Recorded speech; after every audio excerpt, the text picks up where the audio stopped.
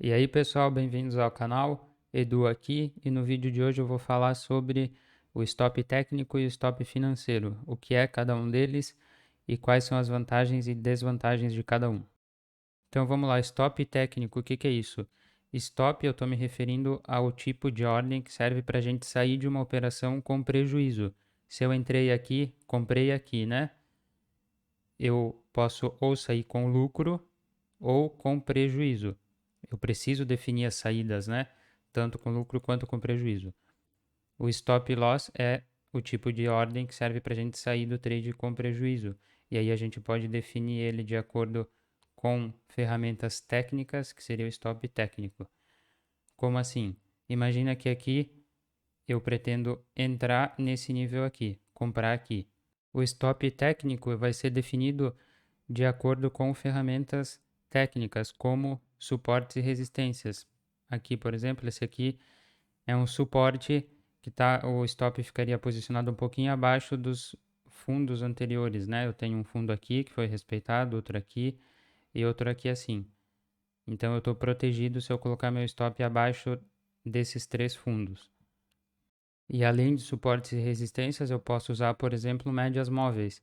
Aqui uma média móvel de 200 períodos, o stop ficaria, se a entrada fosse aqui, o stop ficaria posicionado logo abaixo da média móvel, aqui, ou como tem esse fundo, logo aqui embaixo, né?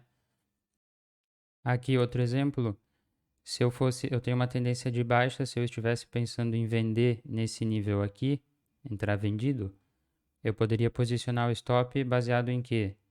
Ou no topo anterior, aqui em cima, ou logo acima da média móvel de 200 períodos. Não precisa ser a média móvel de 200. Você pode testar ou de 50, de 21, alguma que estiver sendo respeitada pelo preço, mas nesse caso aqui eu poderia colocar acima da média móvel de 200 períodos, a ordem de stop loss. Poderia usar a linha de tendência de baixa, que liga topos descendentes, e colocar um pouquinho acima, porque ela também serve como nível de resistência para me proteger. E também posso utilizar as retrações de Fibonacci. Eu puxo no movimento de impulsão, né? Daqui assim até aqui. E eu espero que o preço corrija mais ou menos entre 38 e 62. Aqui o preço está chegando em 62. Se eu pensar em entrar vendido aqui, eu poderia colocar logo acima da retração de 62. A vantagem de utilizar o stop técnico é que a gente está respeitando a movimentação do preço, que é o mais importante no final das contas, né? Não adianta eu utilizar um stop muito curto, porque o preço, dependendo da volatilidade, ele vai variar e vai me estopar sempre. Então, utilizando o stop técnico, a gente respeita a movimentação do preço e isso aumenta a chance de nós não sermos estopados se eu me proteger com níveis de suportes e resistências. E a desvantagem do stop técnico é que às vezes ele fica muito grande, muito longe do ponto de entrada. Se eu vendesse aqui, e definisse o stop baseado no topo anterior, ele ficaria aqui em cima, né? Considerando o preço de fechamento, ou se considerar a sombra, ia ficar aqui em cima. Então eu estaria aceitando um risco muito grande para entrar nesse trade aqui. Se eu tomasse stop, eu ia perder bastante dinheiro. Já o stop financeiro não leva em consideração a movimentação do preço. Ele é definido de acordo com o nosso capital, com quanto dinheiro eu tenho na conta para operar e quanto é o risco máximo que eu estou disposto a assumir. Então, por exemplo, se eu tenho um capital, uma conta de R$ 2.000 para operar, e eu definir que eu vou arriscar no máximo 2% em cada trade, 2% de 2.000 são R$ 40. Se eu estiver operando mini índice, em que cada ponto vale 20 centavos, com um contrato, R$ 40 são 200 pontos. Então eu tenho definido que o meu stop loss vai ficar 200 pontos abaixo da entrada. Então não interessa topos e fundos anteriores. Se eu entrei nesse nível aqui, o meu stop loss vai ficar 200 pontos abaixo. Porque esse é o máximo de dinheiro que eu estou disposto a perder em cada trade, que eu estou disposto a arriscar em cada operação.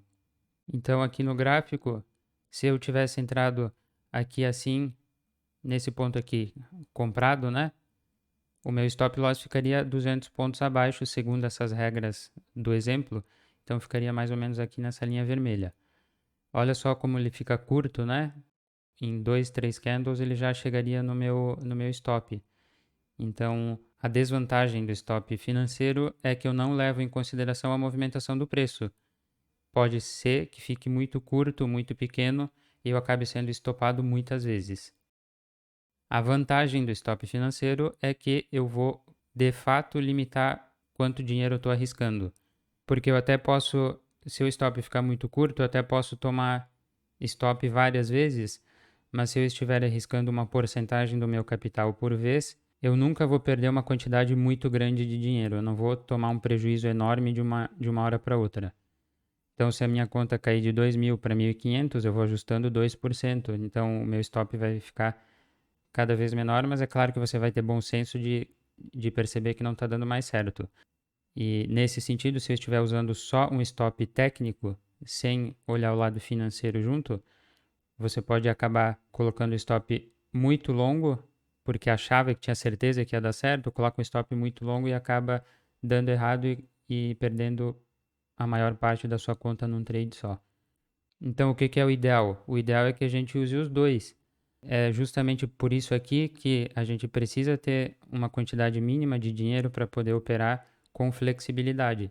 Se eu vejo que o meu stop está muito curto, o stop financeiro, talvez eu precise juntar mais dinheiro para poder operar, porque aí se eu tiver uma conta de 5.000, por exemplo, 10.000, 2%, eu vou poder usar um stop mais longo, né, para poder cobrir os pontos técnicos.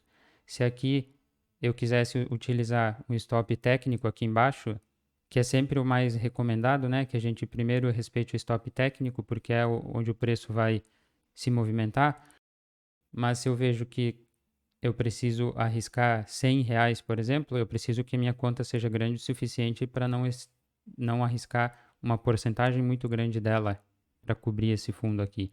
Então, por exemplo, se você definiu uma entrada e viu que o stop técnico ficaria numa distância que representa R$ 50 em um trade, seria um stop de R$ 50, e você vê que dentro do seu gerenciamento de risco, a sua conta não é grande o suficiente para arriscar R$ 50 em cada trade. Então você tem que ficar de fora e vai ter que esperar uma oportunidade onde o stop técnico seja mais curto. Então, para resumir, o stop técnico é aquele que se baseia na leitura do gráfico em ferramentas técnicas. A vantagem é que ele respeita a price action, então a gente vai tomar menos stop, porque nós vamos estar protegidos por suportes e resistências. E o problema é que ele pode ficar longo demais, e se a gente não ficar de fora nesses casos, nós podemos perder muito dinheiro em um trade só. Já o stop financeiro é aquele que vai se basear na quantidade de dinheiro que a gente tem. Então ele vai evitar grandes perdas, mas ele ignora o price action. Então, se a gente não observar os dois juntos, a gente vai deixar um stop muito curto e acabar tomando stop toda hora, dependendo da volatilidade do ativo. Então, na prática, primeira coisa, quanto você tem na conta? Ah, tenho 2.000. Então, vai arriscar por trade no máximo 2% da conta. Aí você vai para o gráfico, analisa, define o ponto de entrada, o ponto de saída baseado em alguma ferramenta técnica, por exemplo, suporte e resistência. Viu que o stop ficaria aqui e o tamanho do stop seria R$ 50.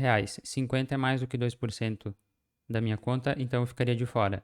Se deu R$ 40 ou menos, eu posso entrar porque está dentro da minha gestão de risco e aí eu entro. Dessa forma, eu levo em consideração tanto o lado técnico quanto o financeiro, porque os dois são importantes.